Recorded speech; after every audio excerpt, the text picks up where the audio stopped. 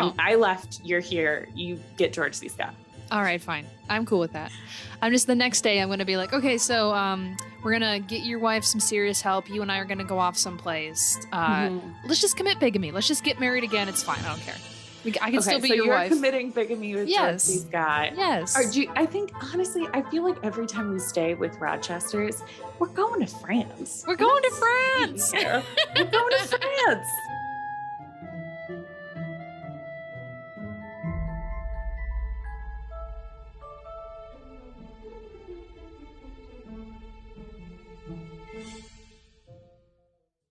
Lillian, here we are again. We're talking about Jane Eyre and sharing our thoughts. How are you? I'm good. It's been so long since we talked about Jane Eyre. That's so crazy. It's almost like we recorded yesterday. And then I went, hey, by the way, I'm leaving for Seattle this week, and so we need to record tomorrow too. Crazy. Well, lucky for us, we had a nice, short, easy to digest piece of content here today. You want to tell our listeners what we're talking about? Piece of content. What a nice way to put it.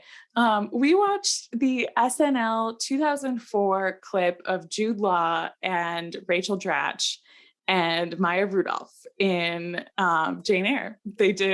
I loved it. Spoiler alert. A little spoofy clip of Jane Eyre. It's about 5 minutes, so lots of content to consume. But Piper, some of our listeners might not have seen this clip and didn't want to pause the podcast for 5 minutes to go watch it. Can you recap it for them? Boy, I sure can. Okay, so we open with an SNL clip. They actually have a book that they've printed descriptions into, which an elegant hand reads and turns pages for. Very storybook classic style. So we see Jane Eyre walking upstairs where she finds Rochester rushing out of a room. And she's all like, oh, I'm so plain. And it's amazing that you can stand to look at me. And he's like, yeah, it totally is. By the way, don't go into the attic. Don't ever do that. Of which he says every single time he's on screen. And she's like, okay, cool, great. And there's lots of very obvious things happening in there. We hear Bertha speak many times. At one point, she rushes out into the hallway. Another time when Rochester is gone, she has a full-up conversation with Jane. And his explanations are things like, oh, for all the weird sounds that she hears, she's like, it's squirrels in the attic. And so when Jane sees Bertha up here, she's like, are you here to deal with the squirrels? And she's like, yeah, that's it. That's what I'm doing. Later, he comes back with a bouquet of flowers, which are meant for Bertha because he's been clearly having sex with her and really loving it, which great. I wish that was the truth.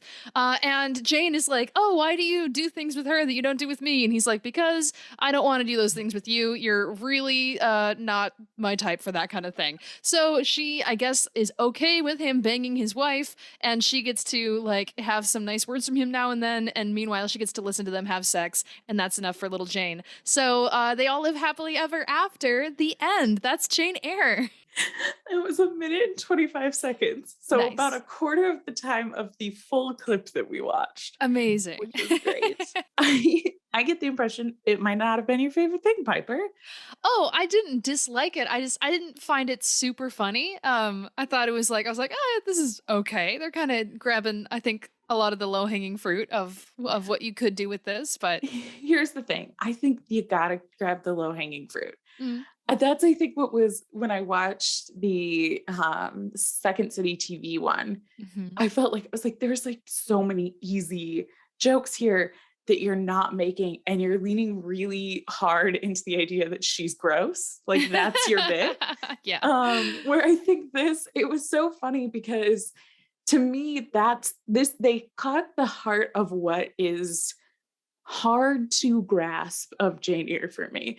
The idea that this woman is like ignoring all of these huge red flags that this man has. Yeah. And is just like, you couldn't possibly want me. I'm just like a smart, talented, compassionate, like that's basic. So like her constantly, because the refrain back and forth between the two of them is her constantly going, thank you for ignoring my plainness. So he'll say something like blatantly sketchy and she'll be like, oh my God, he didn't even insult my plainness even one time. Yes, I do love that one point she shows up in her nightgown and she's like, I'm glad I'm not too revolting in this horrible drabby nightgown. And he's like, oh, it's whatever. Like, okay. And then in Jude Law, they also did, first of all three of those actors are fantastic comedic actors. Like Jude Mhm. Law is like so funny in that because he does such a great job with the timing of like he keeps he keeps like going upstairs and then like right before he remembers to like go back. So he said his terrible lie to Jane, which I really believe he's making up in the moment. Mm. There's rabbit squirrels on the roof that I have to deal with. Mhm. And then he'll like go to close the door behind him and he'll pop back out and be like, never go in the attic, Jane. Yes. And she's like, okay. Which is a thing that Rochester does Yes. to Jane all the time. He's like, don't worry about it. Grace Poole is just here. She's just hanging out. And yeah, she lit Mhm. my bed on fire. Never think about it though, Jane. Mhm. I think a lot of the comedy for me did come down to what is the actress who plays Jane? She used to be an SNL Rachel regular. Dratch.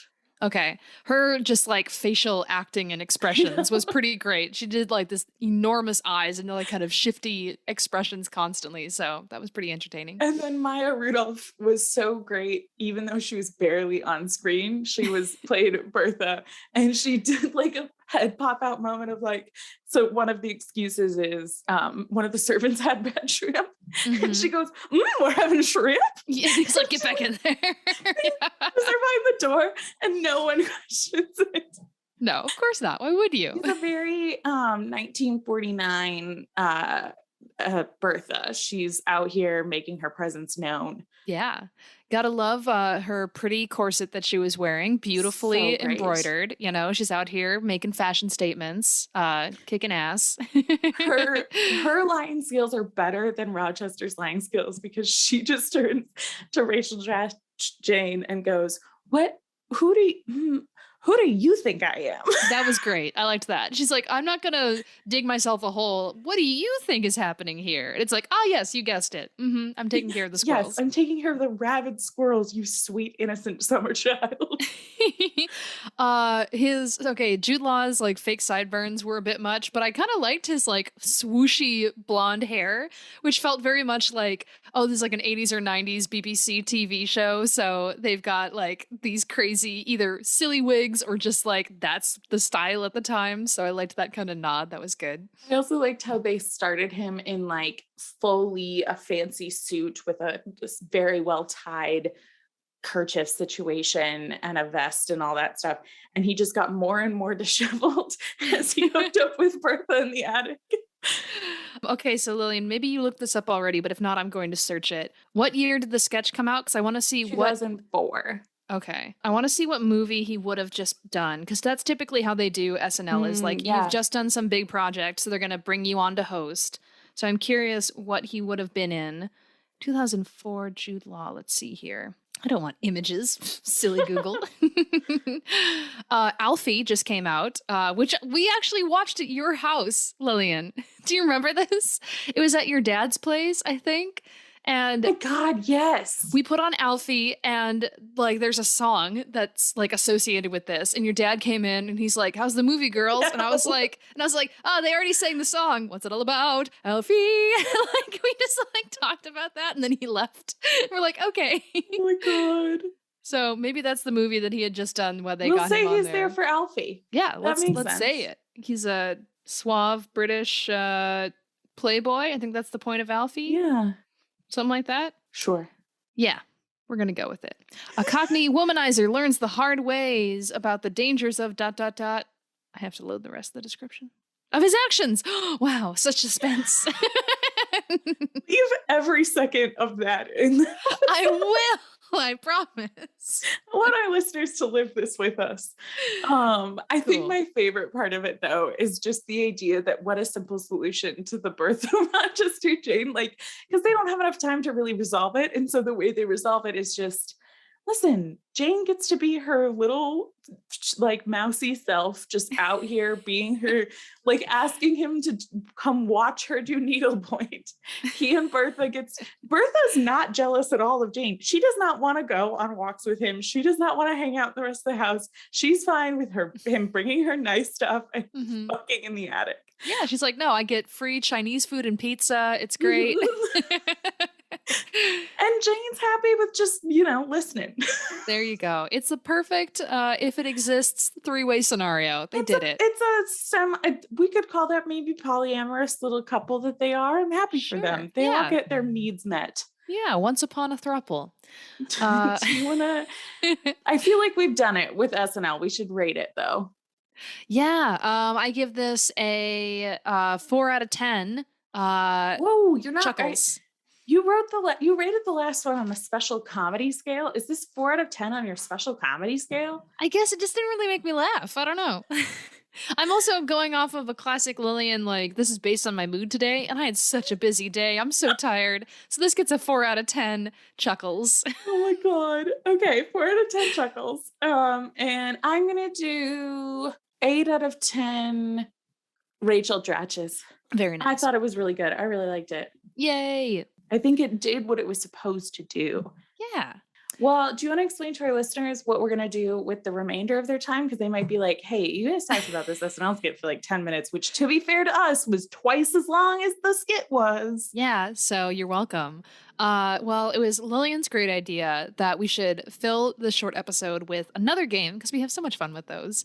And this one we are going to, because in the previous episode, we just read chapter 27, which is all about the big stay speech and our discussion of would you stay with him, would you not? So Lillian had the brilliant idea that we should go back and kind of review some of our favorite or perhaps most memorable stay speech moments in the versions that we've watched previously. And we are then going to give a gut reaction to whether or not we would stay or leave. I think, Lillian, and let me know if you agree, I think we should rate these or give our reactions to it based solely on the speech alone, don't you think? Because, because if we go up with other information and I'm being honest, I would technically need to give my answer that I gave on last week's episode and say leave every single time. So I think based on speech alone, we should decide whether we're staying or leaving. Okay, I think I'll explain this if this affects it, but I may go this particular Rochester for these reasons. I would be more or less likely going into the speech to stay. Okay. Cool. But I agree with you. I do think we should really hang our hats on specifically the stay speech and how well he convinces us that he really loves us. All right. Well, go ahead and we're going to pause the recording and we'll be right back. Ooh. Ooh. Lillian, what did we just watch? You look like you're going to cry. we watched the 1970s movie with George C. Scott and Susanna York? Sure. That sounds right. I don't know. It's not like this is a podcast we've been doing for 6 months. No one's paying us, so I'm not that aware. I think we should start with stay or go and then explain a little bit about why, but we can't make it forever or we'll do another hour and a half long podcast. Oh my God, it's so true. For him, I would at least stay until morning and be like, let's see if we can figure something out. The line where he says, stay just a little while. Oof, almost. He almost got me. I would leave because her arguments are so good. Her arguments are amazing. I was thinking the exact same thing. But that's another question is like, are we to assume that we say as wonderful things as Jane says in these scenes? I'm going with at the end of the logic. If I was the one making the choice, would I stay or leave? And I was so sure I would stay for the 7. I was like, George C. Scott and I are together now. But I just think like her points around, for those of you who either haven't seen it or don't remember it, we'll put all these clips in the episode description so you can click on them and just watch right away. But her logic of like, we were equals. I come to you as an equal and I can't be less than that. Yeah. And I won't sneak past your wife in the night. And I just can't do that to her. Yeah. Like that gets me. And I'm like all ready to leave and I'm walking out the door with her. And then he says, stay with me, stay just a little while, and gently caresses my cheek. And that got me pregnant. So wait, are you staying or going? No, I have to leave. I think I would leave. Okay. And see, if we're going on the logic, then I also need to hold true to my virtues and I will also leave. But yeah, damn, I want to stay so badly. He's like the sweetest, most tender, romantic Rochester ever. I also have to say, watching this back now, I'm so proud of the team behind this adaptation because Mhm. they truly adapted a Mhm. scene, which I think the entire thing they do a great job of that, of saying we've read the source material, we Mhm. know what's important to us, and now we're going to write original dialogue, original Mhm. action, reaction, and it comes across so well. And I want to see more of that. Like Yeah, it doesn't have to be, you don't have to treat the book like a script. right. Treat it like you have to find a way to represent the truth of that, and we'll see that, I think, a similar choice. We're gonna watch the 2006 one as well today. Hmm. And I think they made a similar choice where it's not accurate to the book Hmm. in description, but I also don't think it's inaccurate to the book in feeling. Yes. Yeah. Anyway, Okay. well, So I guess let's technically we're both leaving, though we're no, you're staying. crying. You said first. Huh? You said you were leaving before we talked through the logic. You're staying. Oh. I left. You're here. You get George C. Scott. All right, fine. I'm cool with that. I'm just the next day I'm gonna be like, okay, so we're gonna get your wife some serious help. You and I are gonna go off someplace. Mhm. Let's just commit bigamy. Let's just get married again. It's fine. I don't care. I can still Okay, be so your you're wife. committing bigamy with George C. Yes. Scott. Or Yes. do you, I think honestly, I feel like every time we stay with Rochester's, we're going to France. We're We're not going to staying France. here. We're going to France.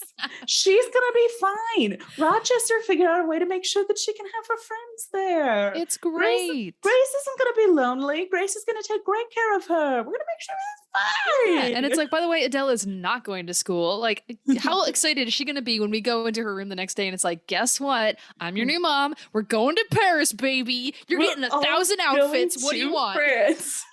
Your dad has not been spending his money wrong, and that's what we're gonna do now. Yay. All right. Okay, we're going into it. We're gonna watch P. Cleavy's favorite, the 83. Come Okay. back to you in a second, guys. Okay, so we just watched the reason why I fell in love with Jane Eyre, and it is You will.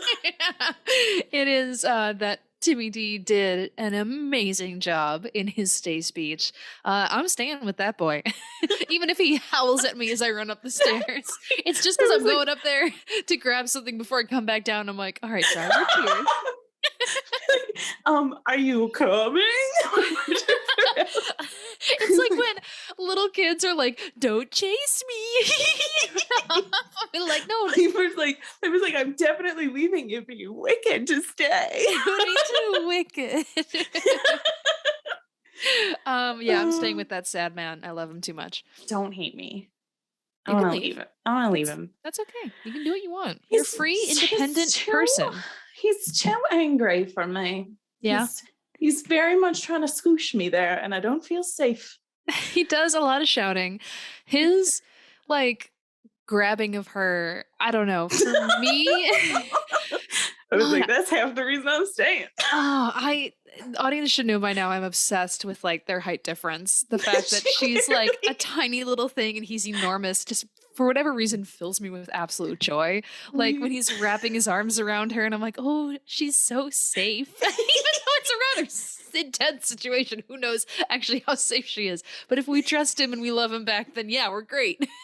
Well, and that's the thing that our listeners don't get to experience that I just did. So we aren't recording while we're watching these because I thought it would be a lot of dead air, and I was wrong. It was mostly Piper going, "See, look, you think this is that the idea of he's so tall is in her head? Nope, that was out loud into the mic." Yeah, when he stands up and he towers above her, and I'm like, ooh. And I literally went, his head is twice as big as hers. At some point, Piper goes, "I know." I know. So anyway, I have lots of thoughts about the exactly why I'm not staying, but I think for the point of the game, I'm not staying. And we're going to, I believe we have it on the schedule in November to rewatch the 83. So you'll get all my hot takes then. Yay. Stay tuned next on Airbuds. Dude, I can't wait. Lillian and I are gonna have a slumber party. We'll wear our jammies and take a cute selfie. It'll be great. Yeah. Okay. What's next on the roster? Our next one, we're going to just go in chronological order for when these came out. So we'll watch the 2006 now, and see the Rochester I'm going to stay with for sure. It just already gives her answer. Cheater. Spoilers. You cheater. Spoilers, I'm going to stay with him. All right, I'm pausing. So Lillian just found her future husband. Meow, meow. We do that again. It kind of cut out.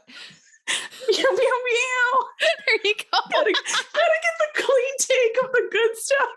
Yeah, baby. So we're here for professional podcasters. Yeah. So we're both staying. Duh. Yeah, because we're pregnant with this child. Yeah. No. There's a lot of. It's a very sensual scene. Extremely sexy. Super mature commentary during it because we're both adults. Yeah. Maybe someday we'll do a rated R version of this, and then you Patreon listeners can find out what those thoughts are. Oh my god, that would be a great Patreon. If you guys actually think you would do a Patreon, email us because we would do commentaries for all of these. Yes, we would gladly. Oh my god. But yeah, no, he's so sweet. He's so tender. He's so sexy. Yeah, no, it sounds great. Here's the thing: we're gonna just go to a villa in France, and we're gonna play with his balls. And welcome to the explicit episode. He said we're gonna just play with balls. That's what he said. That's a quote from the movie. It's from the movie, guys. Get your minds out of the gutter. No, totally. One more. We don't want to do a million. I know everybody's like, but we love your hour and a half long episodes that's half you laughing or all us laughing. So we have one more. It is the 2011. And I believe that my prediction would have been that you would leave one Michael Fassbender. So let's find out. Ooh. So okay, we just watched the Michael Fassbender begging Mia something. Yeah. I wanted to say Wachowski. I wanted to say Mike Wazowski. Begging Mike Wazowski to stay with him forever. And that one-eyed little green monster said no. I also need to say no to him. I'm gonna say a fast yes. Oh, wow. I'm staying with that man. Ooh, he loves me so much. Really? Okay, I think a big part of this game comes down to hot or not in our individual eyes. Because I don't think it's hot or not. I think it. What I would say the difference between Timothy Dalton and Michael Fassbender here is Timothy Dalton is angry and intense and passionate in a way that is almost frightening to me, where Michael Fassbender is so sad. See, that I say the complete opposite. Michael Fassbender literally has his like hands around her throat when he says I could snap you. He cries on her lap. Yeah, well, Timmy D cries too, Lillian.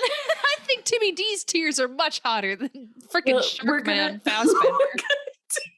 His eyes, were you staring at? I got lost in his eyes.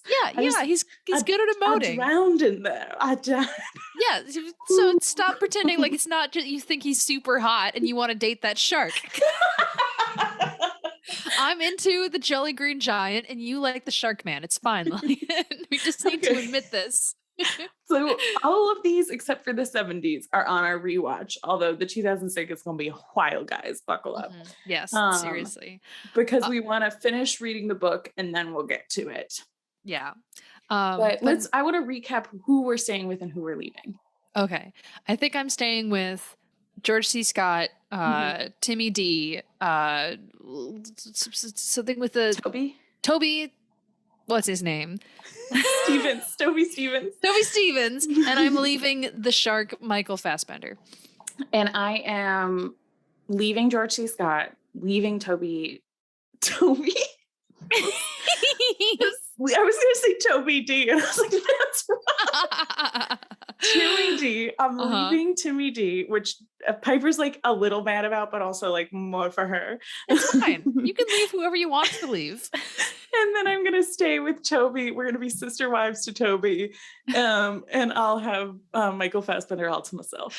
One thing I think is so funny, Lillian, is when we play these games, like you act as if we're both actively like involved in this and not like it's its own like separate universe. So you're like, now we're sister wives. Or like when we played Mary Bank Kill and I say I'm gonna marry someone, you're like, well, I guess I'm killing your husband. I'm like, that's not how it works. He and I are safe in our own individual romantic pocket dimension. And then you get to do whatever you want to the other version that you have. And I like bring my version of Toby in, and I'm like, look, we both have a Toby. And you're like, go away. And then the two Tobys get too close to each other, and there's some like big multiverse like fraction.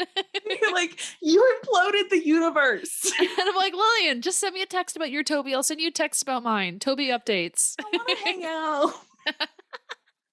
Amazing. I love this scenario for us. We're both doing great. We're both super sane and well rested today. Yeah, it's just a wonderful day. So given just how chaotic we are, it's time for a little bit of a break. I think we get a little too saturated with all of these Rochester husbands. It's a lot. So we're gonna cleanse our palates and watch another period romance musical family classic. In order to get ourselves back into the mindset so we can talk about this intelligently going forward. With fresh taste buds. It was the runner-up of our palate cleanser survey we did last time. We are going to be watching The Sound of Music. I am so pumped. I had this thought before it was said out loud. I just want to say that I liked it before it was cool. But when we had the pleasure of talking with, it was Allison Hall. Allison Hall. Mm-hmm. Yes. When we chatted with Allison Hall to in her interview about being Jane for her miniseries, web series, she talked about Sound of Music as essentially being a Jane Eyre adaptation with the whole kind of a governess falls in love with the master of the house sort of situation. But luckily, there's no lady upstairs. There's just Nazis. So I'm always thrilled when it's not a secret wife in the attic. It's just a bunch of Nazis. It's just the Nazis, guys. It's going to be great. This podcast takes a very strong anti-Nazi stand. Yes. I know we're going to lose all of our listeners now. Saying that. We like to take the really thought-provoking stances. Like, we're very against Nazis. Yeah, we say no to them. And we're doing great. My experience with Sound of Music, which I'm sure we'll talk about more, is it was for like the 6 years I was in elementary school. It was the We Have a Sub music class movie. Nice. So I probably watched it like 50 times in those 6 years. We never actually had our music teacher show up. Just kidding. And have not watched it since in completion. I have not watched it as an adult. Oh, I'm so excited for you, Lillian. I have gone back in the last like year or so and rewatched it as an adult, and it's such a cool new experience. Yay. Yeah, because I have vague memories of it being put on at like family events and me not really paying attention to it. So seeing it as an adult and getting to focus on what I love most, the romance, is wonderful. So can't wait to talk about it with you guys. We'll be back next week to talk about that. And I'm going to steal the closeout I'm going to do the closeout statement. Do it. Here we go. It's all yours. And in the meantime, happy Jane Eyre reading and watching, guys. Yay. We love you. Bye.